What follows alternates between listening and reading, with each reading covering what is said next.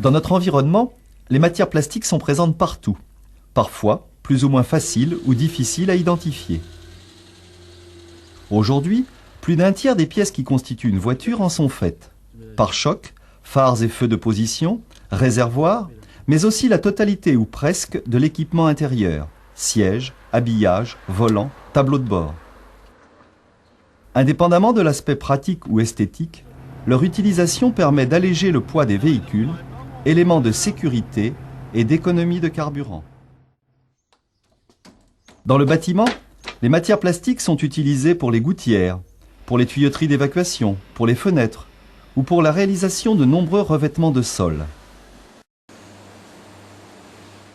Les procédés de plasturgie sont basés sur la propriété des matières plastiques à ramollir à la chaleur, à pouvoir alors être mises en forme et à garder cette forme lors du refroidissement.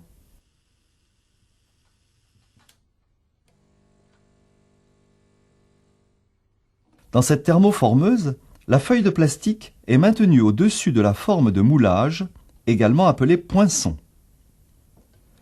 Le plateau chauffant, mobile, déplacé vers l'avant, permet de chauffer et de ramollir la matière. Ensuite, avec le bras de levier, on remonte le moule qui imprime la forme à la feuille. En actionnant la pompe à vide, on oblige cette dernière à se plaquer parfaitement et à prendre la forme exacte du moulage. Une autre possibilité importante pour la gestion des déchets en matière plastique consiste dans le recyclage. Le recyclage concerne aussi bien les matières plastiques issues directement des rebuts des procédés industriels de plasturgie dans les usines